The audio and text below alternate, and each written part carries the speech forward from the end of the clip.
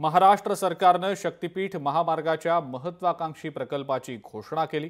त्यासाठी शासन आणि प्रशासन पातळीवर जोरदार तयारी सुरू आहे। मात्र 12 जिल्ह्यातल्या शेतकऱ्यांनी त्या विरोधात एल्गार पुकारलाय। त्याचाच भाग म्हणून रास्ता रोको सुद्धा करण्यात आला आणि यावेळेला अनेकांनी नदीमध्ये उड्या सुद्धा घेण्याचा प्रयत्न केला। पाहूयात या सगळ्या संदर्भातला हा स्पेशल रिपोर्ट।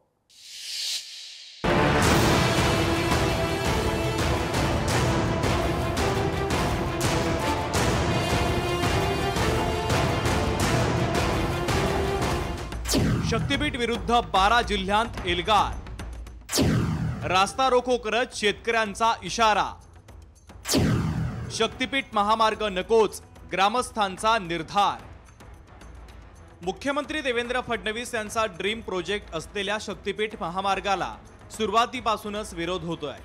12 जिल्ह्यांतून जाणाऱ्या या शक्तीपीठ महामार्गासाठी 86,000 कोटींचा खर्च होणार आहे, तर हजारो हेक्टर सुपीक जमीन बाधित होणार आहे।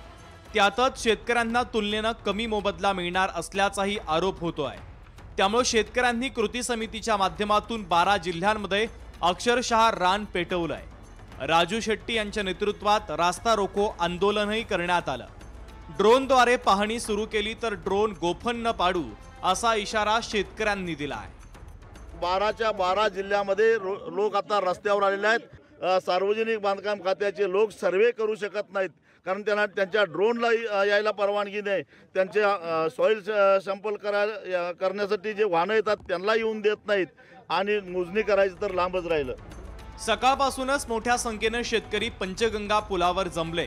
यावेळेस पोलिसांनी देखील मोठा बंदोबस्त तैनात केला होता।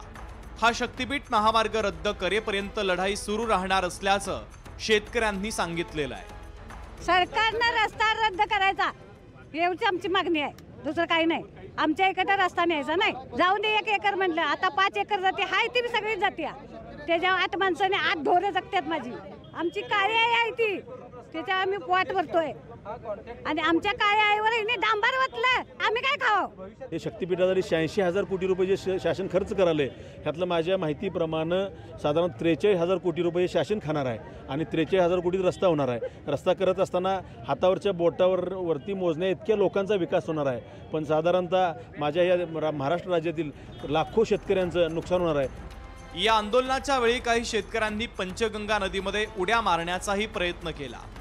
गेल्या 1.5 वर्षापासून आम्ही शक्तीपीठ रद्द मागतोय, पण सरकार आमचं ऐकायला तयार नाही आणि सरकार ऐकत नसेल, आमच्या जमिनी काढून घेत असतील तर आम्ही भविष्यात खायचं काय, हा मोठा आमच्यापुढचा प्रश्न आहे।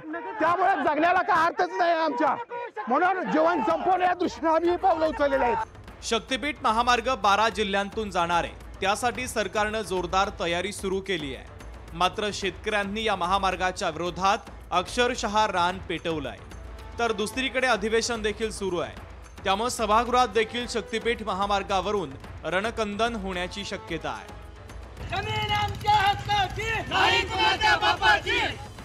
सतेज औंधकर, लोकशाही मराठी, कोल्हापूर।